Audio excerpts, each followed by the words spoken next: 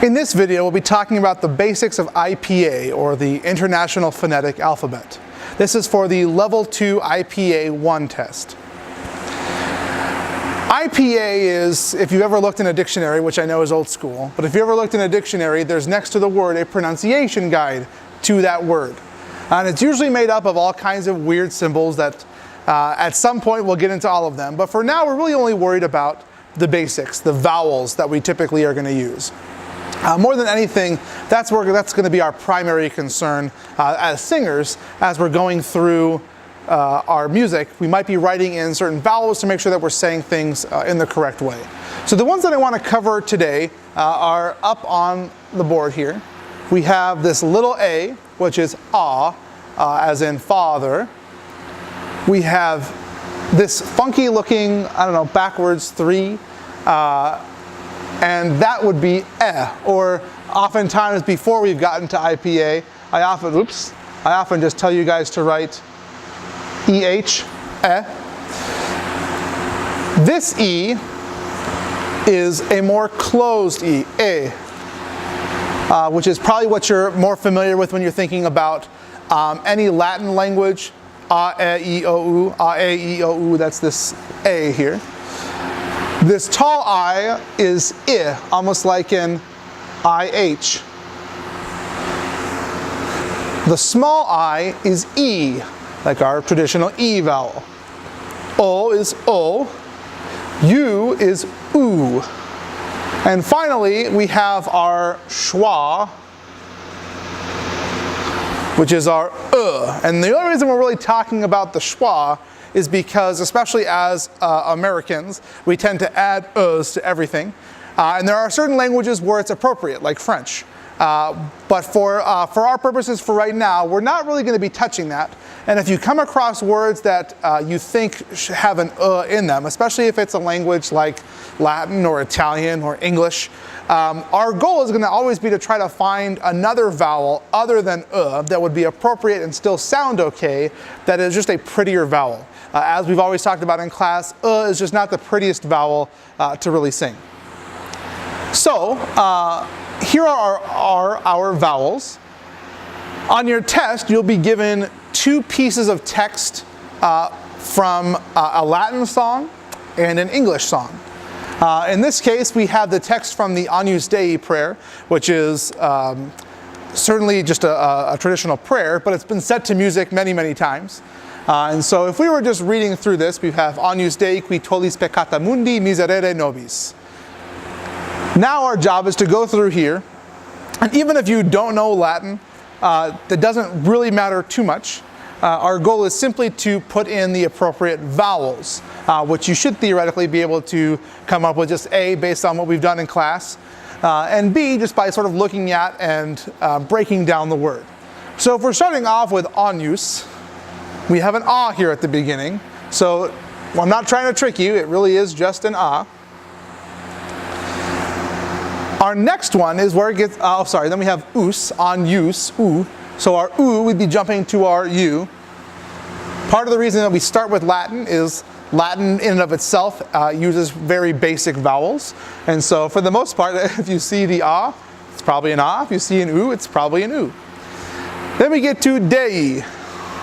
Dei has 2 vowels. It's what we all know of as a diphthong. When we have a diphthong, we put both vowels in there and we separate them by a colon. So we could do this a couple of different ways. And at this point, there's not necessarily right or wrong. How we're going to sort of have to, as we kind of go through things, feel things out. But you have 2 options. Your first, this marker's dying. Your first option would be, that marker's way dead. I got this, guys. Your first one would be e, dei. Your second option would be dei. So one would have more of an dei versus dei. Which one is right? That sort of depends. I certainly have my preferences, and I'm sure you'll certainly at some point grow into your own preferences. Both would be correct as long as you can justify it to me. For the most part, there's certain ones that, like, obviously if you came through here and did, you know, A-E, you're pretty much just wrong at that point. But with any of these, if you put something down, you can always argue it to me and we can certainly have a conversation about it, and hopefully by now you find me to be fairly reasonable. We can certainly have a conversation about it, and for the most part, as long as you can justify your answer, it's good with me. Now we have qui. For qui, there's a couple of different ways we could think about this. We do have another diphthong. We have ui, qui, qui. So we would go to what? Probably u, and then e, qui. Tolis, o, is, pekata. On this one, you certainly could do pekata with our small e, but a better choice would be our pekata, a, ta, mundi, mi. Now again, we have the option. We could do miserere or miserere. Which one is right? Sometimes will depend on the music itself and whether we have to hold it or not. Personally, I prefer the es. Miserere and nobis. Like I said, the Latin stuff is pretty easy. However, you're also going to see some English text. In the English text, you'll have to make some more decisions. So as you're practicing it, and I would highly recommend practicing it just in some of the music that we do. For example, right now in one of our choirs, we're working on a song called I Loved You. And in that song, I loved you, and perhaps I love you still.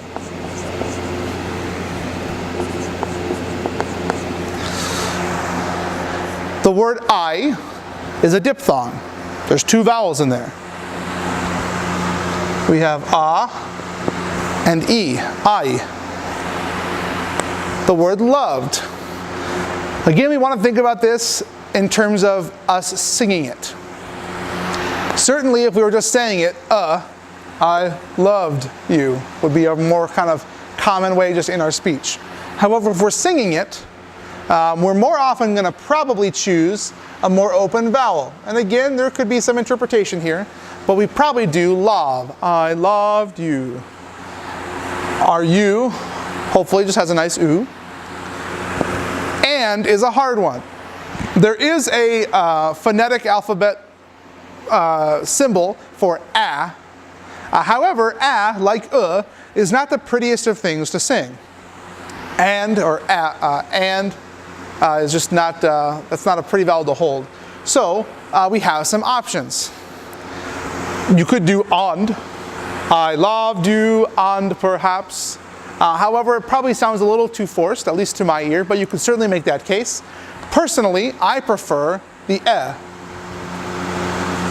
I loved you, and perhaps I loved you still. I'm not going to go through this whole thing, but I just wanted you to kind of get an idea of the English makes things a little bit more difficult because English is so much sort of a blend of different language in terms of sort of the Anglo-Saxon stuff and French. There's a lot of different vowels happening. So as we interpret it as a singer, we're always sort of going to try to find the easiest thing for us as a choir to sing and blend together. So you're going to have to make some calls, and again, you can always argue your case to me, and I would love to have that conversation with you. But this is the basics of it. These are the primary vowels I want you worried about for right now. As you get on to levels 2 and 3 of IPA, we'll get into some of the more symbols. We'll also get into some of the consonant symbols. But for now, this is a great place to start. You probably will notice as you go through this that you don't use I a whole lot, but it is certainly in there. So if you have questions, definitely let me know. Otherwise, on your test, once again, you'll have an English example and a Latin example, and all you have to do is go through and write in what you think the best vowels are for each of the words. Good luck.